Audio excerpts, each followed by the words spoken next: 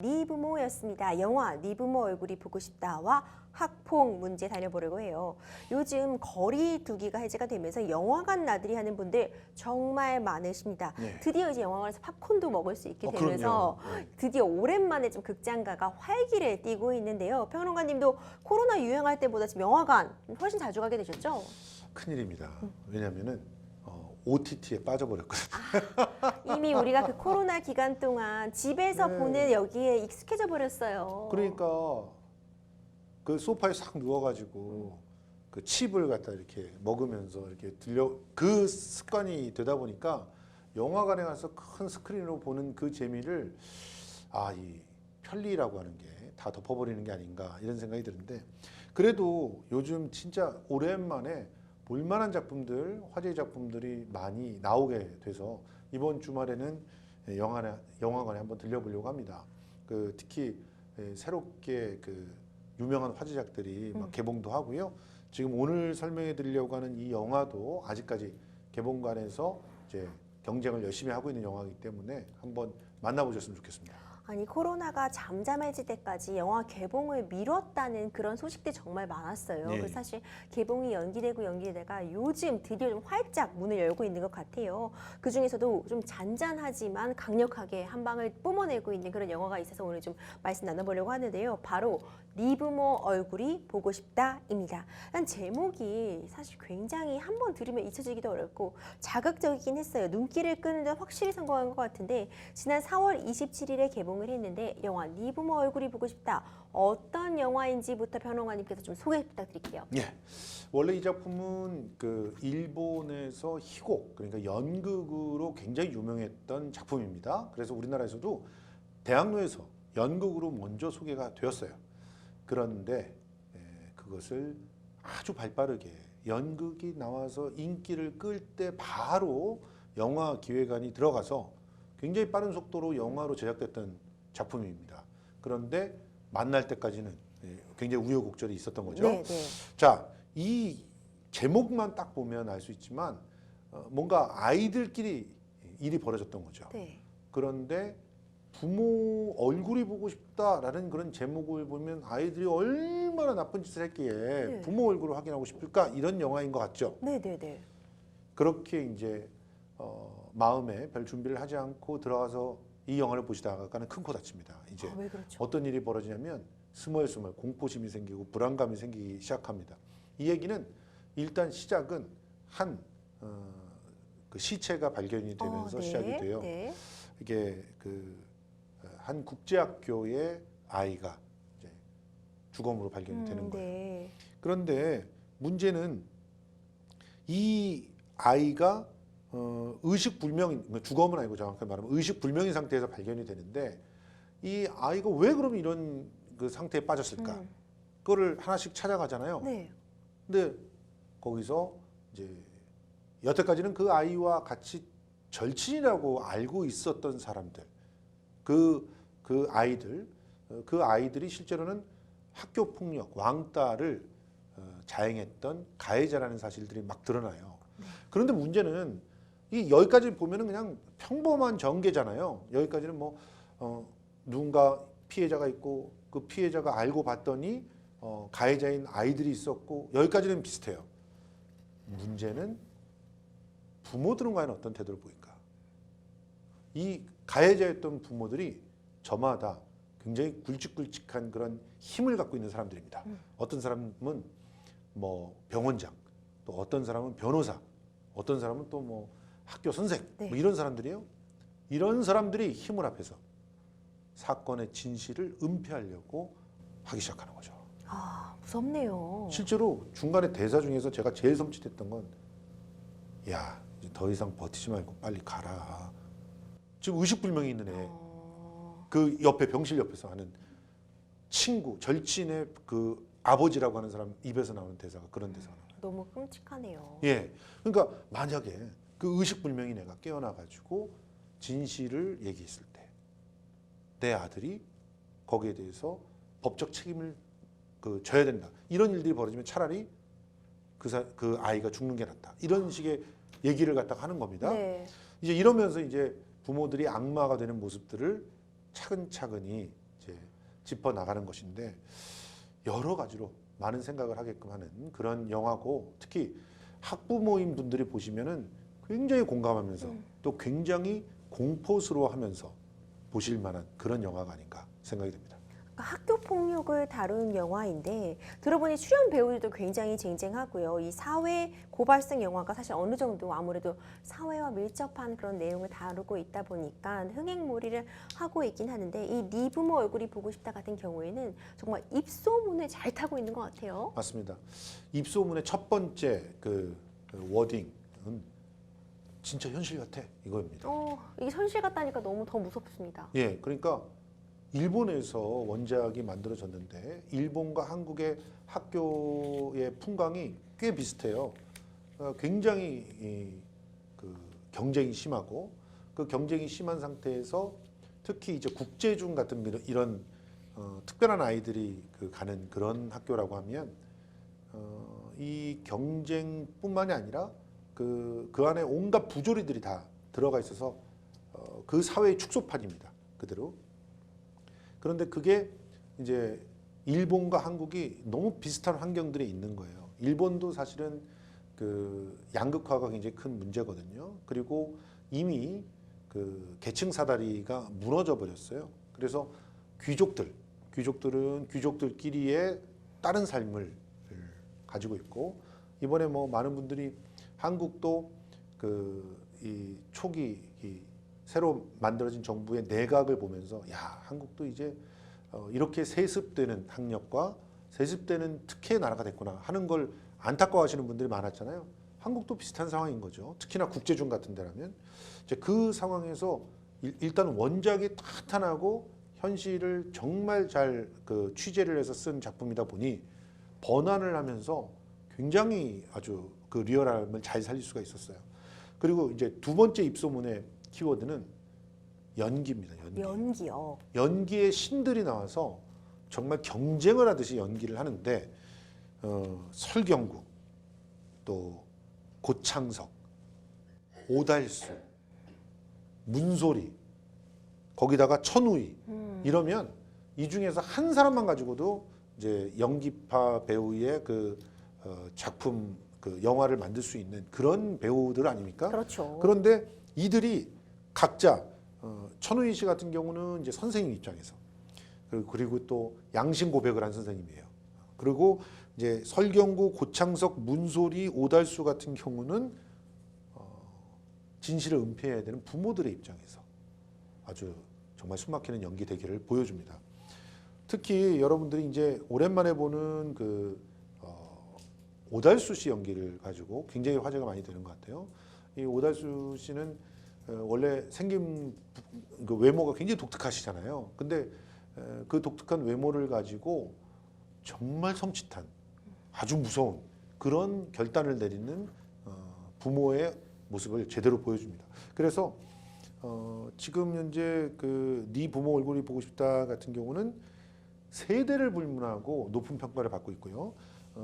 특히 아이와 부모가 함께 보면서 많은 얘기를 할 수 있는 그래서 오히려 이 세대 간의 소통의 단절을 좀 극복할 수 있게 만드는 영화 이런 영화로도 입소문이 지금 나 있습니다. 그래서 초반에는 박스오피스 1위 흥행 질주를 하다가 네. 최근에 이제 신작 영화들이 좀 나오면서 조금 주저앉았는데 여전히 그래도 많은 분들이 선택하고 있는 영화입니다. 평론가님, 이 영화가 원래는 이미 2017년도에 촬영을 마무리했다고 해요. 이렇게 5년 만에 뒤늦게 개봉한 또 속사정이 있다면서요? 그렇습니다. 연극이 우리나라에 소개된 게 2012년이었어요. 그리고 평론가님이 이 연극도 보셨나요? 2012년에 이 작품을 갖다가 봤는데 처음에는 이제 낭독 연극으로 했다가 네. 너무 반응이 좋아서 그게 이제 정식 연극으로 만들어졌고 그때 거의 전회가 매진됐어요. 그 정도로 이제 많은 분들이 이 입소문으로 사랑하게 된 연극인데 연극 작품은요 오히려 블랙 코미디 되게 우프다라고 얘기해야 되나요? 그런 작품이에요. 그래서 영화처럼 무섭지는 않아요. 무서운 부분들은 분명히 생각해보면 있죠. 네. 그렇지만 굉장히 기괴한 상태에서 웃긴 작품이었습니다. 네. 서로가 막 합리적이라고 하면서 주장을 하는데 세칭 이 나라의 엘리트라고 하는 사람들이 저런 억지를 주장을 할 수 있을까? 뭐 이렇게 볼 정도로 예, 서로 자기가 가해자가 안 되게 하기 위해서 이제 다른 사람이 가해자라고 하는 걸 막 논박하고 뭐 이런 장면들이 막 나와. 네. 그게 네. 주거든요. 네네. 그런데 예, 영화는 완전히 미스테리 드라마가 된 거죠. 근데 이렇게 그 영화 시나리오를 기가 막히게 만들었다라고 하는 소문이 막 돌았던 때 벌써 2016년서부터 그런 얘기가 네. 돌았었는데 문제는 2017년에 거의 다 촬영을 다 마쳤을 그 즈음에 그래서 개봉날을 이제 보면서 후반 작업하고 있을 그 즈음에 오달수 씨가 미투의 사건이 터지죠. 그래서 오달수 씨는 모든 작품에서 다 내려갔어야 됐고 당시에 출연하고 있는 영화에서는 영화 비중이 작다라고 하면은 전부 다른 사람으로 대체가 됐습니다. 심지어 영화 전체의 3분의 1 정도를 찍어놨던 작품들이 있었는데 신과 함께 2 같은 경우 있습니다. 이거 같은 경우는 아예 그 필름을 폐기하고 다시 찍었어요. 그래서 다른 인물로 대체가 된 거죠. 그런데 이 작품은 다 찍어놨거든요. 그리고 비중이 너무 많아요. 네. 새로 이렇게 할 수가 없는 그런 상황이었어요. 그래서 일단은 개봉을 연기하는 걸 선택을 했어요. 그랬는데 개봉을 연기하고 있다가 오달수 씨가 2019년에 다시 활동을 재개하거든요. 2019년에 재개할 때쯤 돼가지고 이제 개봉을 해야지 그랬는데 코로나가 터졌죠.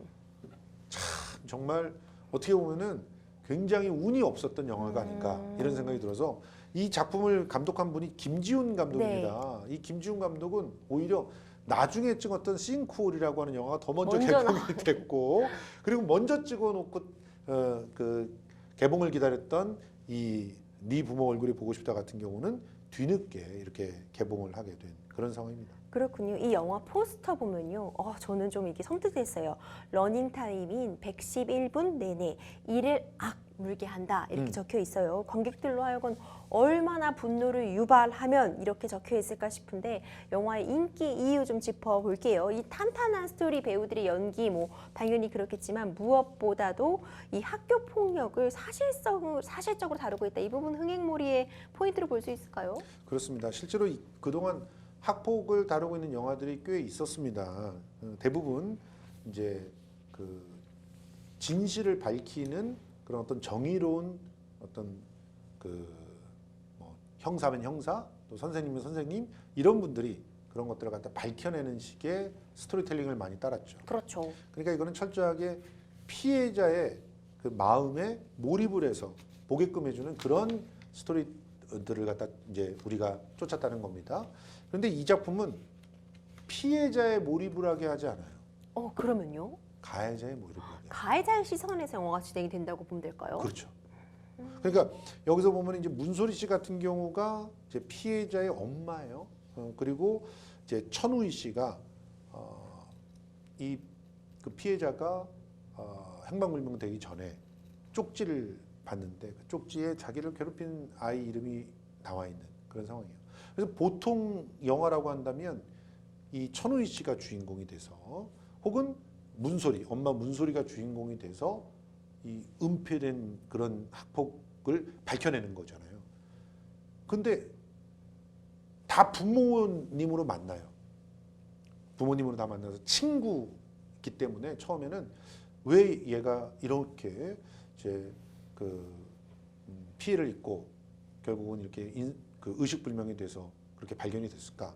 여기서부터 출발을 처음엔 다 해요. 그리고 다들 걱정을 해줍니다. 자기 일처럼. 그런데 조금씩 특히 이 선생님이 양심 선언을 해서 이 쪽지를 밝혀냅니다. 처음에는 이걸 학교 교장과 이사장들이 덮어버리려고 했거든요. 쪽지를. 근데 그거를 밝혀내니까 그때부터 거기에 이름이 있는 4명이 그 부모들이 조금씩 이상한 태도를 보이기 시작하죠. 그러면서 이들이 각자가 주인공이 된 것처럼 자기 자식들의 범죄 흔적을 지워나갑니다. 네. 흥미진진하죠. 이제. 흥미진진합니다. 네, 그렇습니다. 그렇게 되면서 사람들이 다 막 분노하게 되는 거예요. 도대체 어떻게 저 부모가 저렇게 할 수 있을까? 그런데 그렇게 분통을 터뜨리다가 가만히 마음속에 물음표가 하나 떠올라 오는데 너라면? 이런 거죠. 너라면 네 자식 일에 그러지 않을 것 같냐 이런 그렇죠. 물음을 던지는 거네요. 맞습니다. 그게 어떻게 보면은 이 작품에서 배우들이 이 작품을 선택하고 그리고 그 이후에 정말 눈부신 연기를 보여준 그런 동력이지 않았을까 이런 생각이 드는데, 그러니까 이런 가해자 시점 때문에 배우들은 늘 양가적인 감정에 시달렸다고 해요. 한편으로는 막 대본을 읽을 때마다 피해를 당한 사람이 너무 불쌍하고 그래서 막 눈물이 나는 거예요. 근데 자기가 연기해야 되는 건 자기 아들을 지키기 위한 선택을 하는 부모를 연기를 해야 되는 거예요. 근데 연기를 하면 할수록 자기가 가해자가 돼 있는 거예요. 그렇죠. 그걸 느낄 때 무서운 거죠. 그래서 설경구 씨는 이번에 인터뷰를 하면서 계속 무슨 얘기를 제일 많이 했냐면 난 정말 공포스러웠다. 공포스러웠다. 그러니까 연기를 하는 배우가 공포스러웠다는 거예요. 자기도 그렇게 될까 봐요. 그러니까 자신할 수가 없다는 거죠. 지금 실제로 그 뭐 여러분들 뭐 신문지상이나 이런 걸 통해 가지고 연예인들에 관련돼 있는 학폭 학폭 미투 이야기 이런 이야기들이 좀 나오잖아요. 네. 그 중에서도 유명 연예인의 아이가 학교 폭력을 하는 그런 당사자더라라는 그런 루머들이 막 떠돌아다니고 그 루머를 놓고 또 해명을 한다거나 이런 얘기들 뭐 심심치 않게 신문지상에 그렇죠. 오르내리지 않습니까? 그럴 때 여러분들이 과연 어떤 태도를 취하고 계시는지를 갖다 보시면 이 영화를 보면서 아주 다양한 그런 감정을 만나게 되는 배우들과 또 영화를 보면서 그런 감정을 만나게 되는 관객들 둘 다를 다 이해할 수 있지 않을까 이런 생각이 듭니다. 정말 학교 폭력이라는 게 정말 오랫동안 우리 사회에 있어 왔고 지금도 정말 사회적인 가장 큰 문제로 떠오르고 있는데 왜 여전히 해결되고 있지 않은 것인지, 왜 착하게만 보이는 우리의 청소년들, 우리의 아이들이 이렇게 극단적인 이런 나쁜 선택들을 하게 되는 건지 의문이 가게 되는데, 최근에는 가수 성시경 씨가 이제 과거에 친구가 학교 폭력으로 인해 극단적인 선택을 했던 일화를 굉장히 조심스럽게 얘기한 부분도 있잖아요. 예. 지금 성시경 씨 같은 경우가 지금 유키즈 온 더 블럭이라고 하는 그 프로그램을 통해 가지고 유키즈 온 더 블럭이 아니라 라디오스타네요. 예, 죄송합니다. 라디오스타에서 이제 푸른 나무 재단이라고 하는 김종기 명의 이사장과의 특별한 인연에 대해서 이제 얘기를 갖다가 좀 해놨어요. 네, 이분 김 이사장님이 정말 대단하신 분 같아요. 예.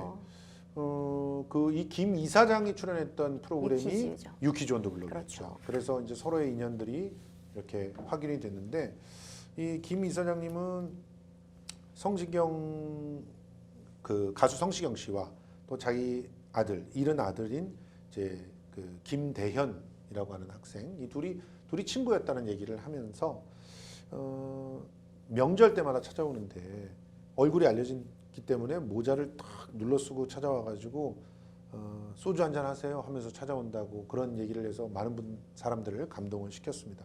이 김대현이라고 하는 분이 고등학교 1학년 때 95년 6월 8일이었습니다.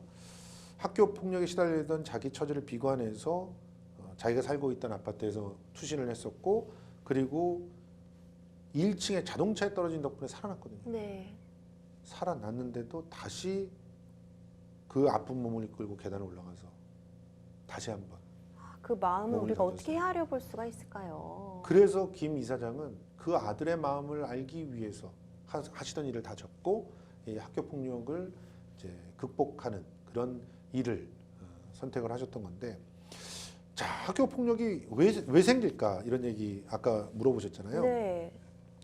이 학교 폭력은 사실은 누군가 약자에게 자기의 고통이랑 상처를 모두 다 전가시키는 그런 폭탄 돌리기 게임이라고 보시면 될 겁니다. 폭탄 돌리기요. 예.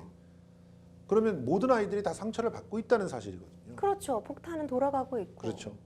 가장 약한 사회적 약자한테 모든 자기의 분노와 또 고통을 몰아버리는 거죠. 그리고 그 친구가 사라지면 다른 약자를 또 찾습니다. 그래서 학교 폭력이 끝나지가 않는 거거든요. 그러면 그 약자를 찾는 그 마음은 뭔가? 그들도 병들어 있는 거거든요. 모두가. 왜 병들었냐면 경쟁이 너무 심해서 힘들고 어렵고 지치는데 그것을 털어놓을 수 있는 사람이 없어요. 그리고 내내 학교에서 가르치는 거는 내 옆에 있는 친구를 짓밟아야 네가 성공할 수 있다는 걸 가르칩니다. 그러니까 이런 경쟁 만능의 사회에서는 지속적으로 학생 폭력들을 그냥 깔아놓고 학교 생활을 하라고 강요를 하는 거고, 친구들을 진짜 진심으로 사랑하게끔 못하게 만드는 그런 상황을 유지시키는 거죠. 이 안에서 아무리 뭐 학폭위원회 같은 걸 만든다고 해도 이미 그 원인 자체가 해소가 되지 않기 때문에 학폭 피해자였던 친구는요, 또 학폭 가해자가 쉽게 됩니다. 자기가 피해를 당했기 때문에 어떻게 가해를 하는지를 너무 잘 알고 있고, 그 학폭 피해자였던 친구가 가해자가 되면 더 잔인하게 한다. 더 힘들어 하게끔 만드는 그 메커니즘을 다 꿰고 있기 때문이죠. 자기가 당해봤으니까. 그래서 이 구조를 깨기 위해서는 우리 학교라는 공간에 기본적으로 경쟁이라는 게 아예 사라질 수는 없겠지만, 경쟁이 좀 더 인간적인 상황 속에서 진행이 될 수 있게끔 해야 되고, 경쟁에서 낙오됐다고 해서 약자가 아니라는 사실을 모두가 공감하게 해야 되고, 그리고 낙오된 사람에게 계속 기회를 주는 그런 계속되는 그 마치 샌드박스 같은 그런 형태의 학생 생활이 보장이 돼야 된다고 얘기를 하거든요. 그런데 지금과 같은 입시제도 하에서는 그런 생활을 만들 수가 없는 것이 딜레마다, 이렇게 볼 수가 있습니다. 지금 우리가 이 학교폭력, 미투 문제도 계속 불거지고 있었고요. 정치권에서도, 그리고 교육계에서도, 우리가 사회 전반에서도 계속 이 얘기를 하고 있음에도 여전합니다. 저는 최근에 이 영상 보고 정말 분노가, 이걸 어떻게 다 말로 표현을 낼 수가 없었던 것 같아요. 이들은 진짜 무엇인가, 이들 학생이 만든가, 이런 생각이 들었는데, 천호동 공사 현장 이 영상 얘기 안 해볼 수 없을 것 같아요. 맞습니다. 서울 강동경찰서가 그 특수폭행 혐의로 중고등학생 4명을 입건해서 지금 조사를 하고 있는데, 지난 5월 9일 저녁 이제 10시 반경쯤에 천호동에 있는 모 병원의 공사 현장에서 벌어진 집단 폭행입니다. 당시 우연히 현장을 목격한 한 시민이 그 폭행이 벌어지고 있는 걸 영상으로 찍어가지고 이제 공개를 한 거죠. 10대 학생들이 공사 현장 뒤편 골목에서 또래 학생을 끌어다가 뺨을 때리고 발로 차고 그러면서 집단으로 폭행을 했는데, 세상에. 바로 이 현장 영상을 찍던 분이 112에 신고를 해서 결국은 이제 이들을 검거할 수가 있었던 거죠. 가해 학생들과 피해 학생이 같은 학교에 다니는 학생은 아니었다고 합니다. 아마도 같은 학교에 다녔다고 하면 더 아주 힘든 그런 상황들이 만들어졌을 텐데, 이 영상을 보면은 그냥 다른 학교 학생이었던 이 피해 학생을 이제 금품을 갈취하기 위해서 이렇게 그 폭행을 갖다 가했던 것은 아닌가, 이렇게 보이고 있는데, 실제로 그 울면서 계속 돈을 주겠다라고 했던 그런 그 학생의 그런 호소들이 이렇게 보였다고 하는데, 아무튼 이런 그 상황들이 계속 벌어지고 있어서 이 근절을 위해서 여러 가지 그 대책들을 마련하지만, 이런 그 지금에는 이제 영상을 집단 폭행을 하는 학생들이 스스로 찍어서 공개를 하기도 하잖아요. 네. 그런 일들이 벌어지기 때문에 정말 특단의 대책이 필요한 그런 상황이라고 볼 수 있습니다. 학교 폭력이 없어지지 않는 이유에 대해서 뭐 여러 가지 분석들이 나오고 있지만, 이제 가해자가 죄책감을 느끼지 못하는 거 아니냐, 그리고 이 학교 폭력을 심각한 범죄로 인식하고 있는 게 아니라 단순히 놀이증으로 생각하고 있는 것이 아니냐라는 주장도 있습니다. 또 아무래도 미성년자 신분이다 보니까 형벌이 너무 낮다, 처벌이 너무 솜방망이다, 이런 지적 계속 나오고 있고요. 최근 이 영화 네 부모 얼굴이 보고 싶다, 뭐 드라마 돼지의 왕, 그리고 드라마 소년 심판 등이 굉장히 화제가 되면서 학교 폭력 계속해서 화두에 오르고 있는데요. 평론가님, 학교 폭력 예방돼야 돼요. 저는 학교라는 단어를 들으면 원래 당연히 안전한 공간, 그렇죠. 아이들이 웃음소리가 들리는 공간, 그리고 지식이 넘쳐나는 공간, 지혜가 넘쳐나는 공간, 토론이 자유로운 공간, 이런 이미지가 떠올라야 되는데, 그렇죠. 학교라고 하면은 요즘 이런 흉흉한 소식 때문에 불안한 마음이 드는 것도 사실이거든요. 맞습니다. 학교 폭력 근절하려면 도대체 이제는 정말 해결책이 나와야 될 것 같아요. 어떻게 하면 좋을까요? 가장 중요한 거는 이거 뭐 형량만 강화하고 그런다고 해서 되는 게 아니거든요. 실제로는 학 내에서 벌어지고 있는 그런 경쟁이 인간다운 경쟁이어야 됩니다. 서로가 배려하고 또 서로를 위해서 때로는 조금은 늦게 가질 수 있는 그런 공동체, 그런 공동체를 학교가 만들어줘야 되는 거죠. 실제로 아프리카에 가서 그런 일이 있었어요. 우리 한국의 그 선교사님인가 그런 분이 네. 아이들을 갖다가 이제 경쟁을 시키기 위해서 이제 달리기를 갖다 시켰다고 해요. 그래서 1등을 하고 있는 친구에게 얼마의 상금을 주겠다 이렇게 얘기했더니 함께 그 달렸던 아이들은 일부러 시간을 똑같이 맞춰갖고 한꺼번에 들어와서 그 금액을 나눠 가졌다고 어머, 하거든요. 아름답습니다. 그렇습니다. 그 이야기를 들으면서 우리들이 뭘 잊고 있는지를 깨닫게 되는 거 아니겠습니까? 학교는 사람다움을 배워야 되는 게 가장 우선이죠. 그러니까 학교는 인성교육의 공간이 된다고 누누이 얘기하잖아요. 그렇지만 실제로 학교에서 강요하고 있는 것은 아이들을 성적을 잣대로 줄 세우기를 하는 것을 강요하고 있잖아요. 그래서 1등, 2등 뭐 이렇게 우수한 아이들만 대접받고 그 아이들은 마치 온갖 특혜를 누려도 괜찮은 것처럼 세상들이 얘기를 하고 있잖아요. 어렸을 때 공부 좀 잘했다는 걸로 모든 앞으로의 인생들이 전부 결정이 된다면 그건 얼마나 숨막히는 또 사회겠습니까? 그렇기 때문에 아이들이 저마다의 자기 개성들을 찾아나갈 수 있게끔 도와주는 것이 학교가 돼야 되고 저마다의 개성과 능력들이 전부 다 존중받을 수 있는 그런 다양한 가치가 공존하는 사회, 그런 사회를 학교 안에 만들어야 그래야 학교 폭력이 사라지지 않을까 하는 생각이 드는데요. 저도 아이를 키우는 입장에서 우리 아이가 학교 폭력의 가해자가 되거나 피해자가 되면 얼마나 끔찍할까 하는 상상을 매일매일 하면서 삽니다. 그래서 그런 상상 속에서 그런 불안감에서 조금 더 자유로워지기 위해서라도 우리 공교육의 현장이 더 이상 점수로 줄 세우는 곳은 되지 말아야 되겠다 이런 생각을 해봅니다. 평론가님, 저도 이제 평론가님 얘기해 주시는 거 들어보니까 요새 일화가 생각나는데 저희 딸이 초등학교 1학년이거든요. 예. 근데 얼마 전에 이제 전교생이 같이 보물찾기를 운동장에서 한 거예요. 예. 그럼 보물찾기 얼마나 또 다 경쟁이 과열되기 좋은 그렇죠. 이 맞습니다. 줄세기가 이제 누군가는 이제 보물을 찾을 수 있고 누구는 쪽지를 찾고 그러기 위해서 서로 먼저 발견했다고 싸우고 이런 것이 목격이 되기 정말 쉬운 상황이잖아요. 예. 제가 선생님들의 가르침에 정말 깜짝 놀랐던 게 1인당 찾을 수 있는 보물 쪽지는 2개까지고요. 그 이상을 찾은 사람들은 아직 못 찾은 친구에게 나눠줄 수 있었던 거예요. 예. 그래서 저희 딸이 와가지고 정말 열심히 찾았대요. 빨리빨리 찾아서 나눠주고 친구들이 서로 못 찾은 사람이 있으면은 찾아가지고 주기도 하고 좀 아름답게 끝났더라고요. 그러니까 네, 평론가님 말씀해주신 것처럼 학교라는 공간이 서로 협동하는 것을 배우고 즐거움을 찾고 그 안에서 가장 안전하게 교육받을 수 있는 공간으로 자리매김해야만 한다는 거 다시 한번 실제로 강조하고 싶어요. 에리 프롬이라고 하는 유명한 심리학자가 네. 그런 얘기를 했어요. 인간의 본능 중에는 이기심은 없다. 실제로 내 것만을 챙겼을 때 사람들은 자꾸 외로워지고 불안해진다는 거예요. 그런데 그렇죠.